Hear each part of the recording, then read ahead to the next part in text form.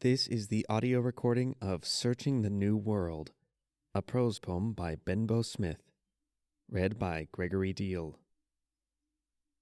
This prose poem is part of a collection taken from the book Beginnings, Selected Verse, which is published by Splashline and available worldwide from Amazon, Kobo, Barnes & Noble, and all major ebook outlets. Searching the New World by Benbo Smith. From the heights of Castellano's Rest at the dawn of day, before the Maggie house did wake, I looked out alone over at English Bay. I saw the downtown core and its coat of mountainscape. With the big country sky calling pioneer spirit to me, I heard my grandfather whisper, "I made my fortune on this quest out to the west, and now I want you to add your nest." I looked out and saw from the ephemeral a commercial pot of honey, and I was hungry for success.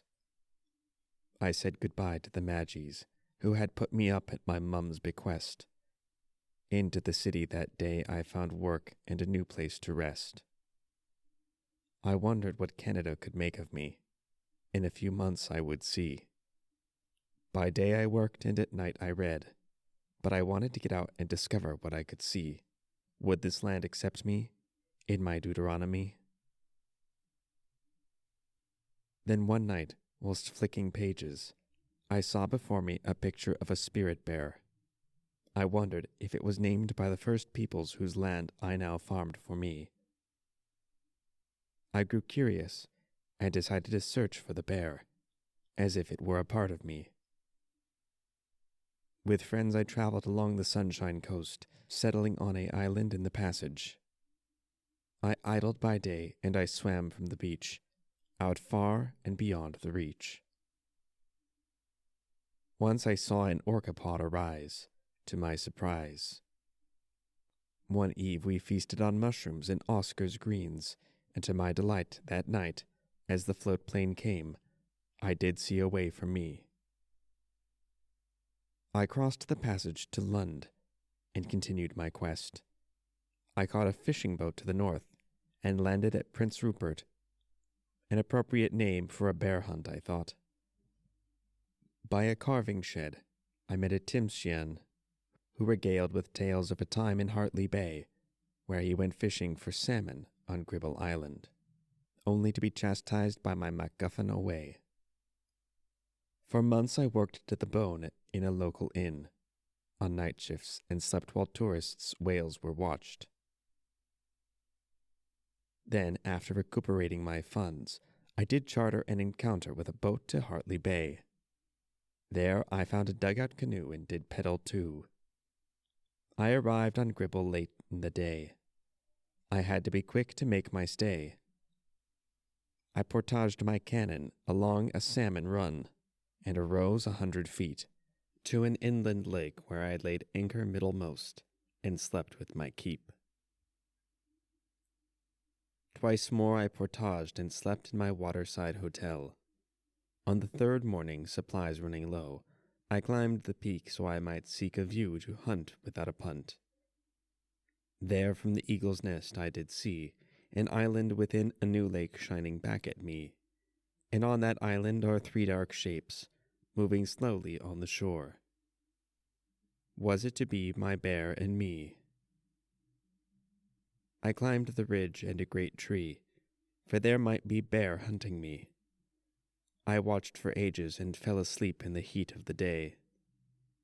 With a stark awakening jolt, I did feel the cold of night, as a squawk made me fright. Down the trunk I did skunk, and alliance the path down to the lake. I tripped on air and found from the ground my head would not carry me. As I lay there, I wept for what had crept over me. I wondered, in strange shapes, where the trees spiraled into the stars, and the moon a white bear's face did make, and then he did wink at me.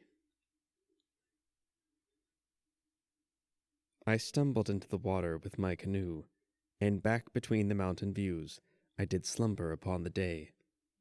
Hence I awoke on the beach with my feet lapped by the water, as my thirst hit me with a different order.